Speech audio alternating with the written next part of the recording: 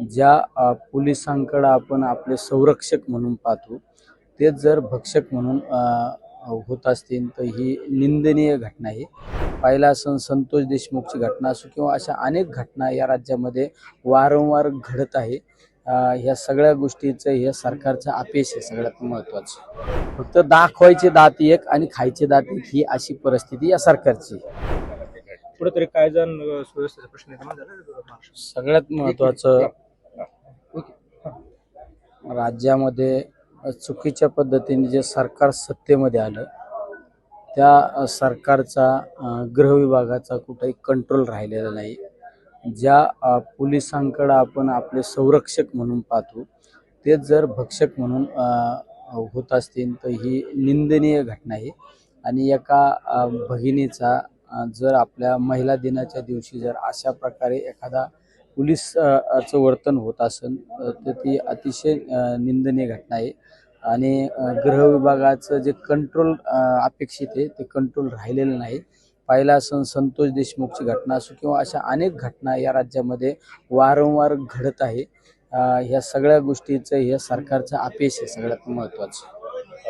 औरंगजेबाच्या कबरीच्या संदर्भामध्ये मुख्यमंत्र्यांनी वक्तव्य केलंय काल की ती कबर हटवण्याची सगळ्यांचीच इच्छा आहे, मात्र काही कायदेशीर बाबी पडताळून पाहाव्या लागतील। काँग्रेस सरकारच्या काळातच पुरातत्व विभागाने त्याला संरक्षण दिलं असं त्यांचं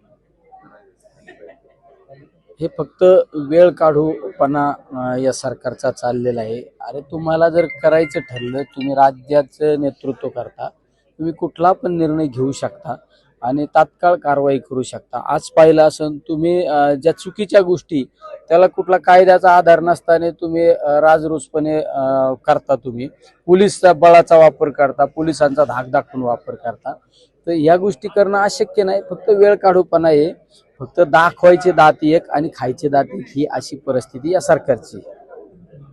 अजून काय आपण मॅरेथॉन स्पर्धा घेतली त्यामध्ये जी मुलगी प्रथम आली आहे तिला त्याच्या शिक्षणाचा खर्च आपण आमच्याकडं ही जी आज मॅरेथॉन स्पर्धा घेतली ही खऱ्या अर्थाने शेतकऱ्यांना समर्पित मॅरेथॉन स्पर्धा होती।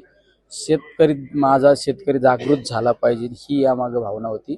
त्यामध्ये विशेषतः जी महिलांमध्ये एक प्रथम क्रमांकाची जी मुलगी आली त्या मुलीचे आईवडील ऊस तोडणी कामगारी, आज श्रीगोंद्यामध्ये ऊस तोडणी करणारे कामगाराची मुलगी ती प्रथम आली आणि तिची आर्थिक परिस्थिती अतिशय दुबळी, तिला शिक्षणाला कुठलाच आधार नाही।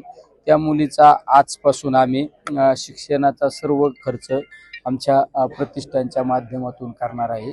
ही आमची जबाबदारी आहे आणि ते आमचं कर्तव्य आहे, ते पार पाडणार आहे।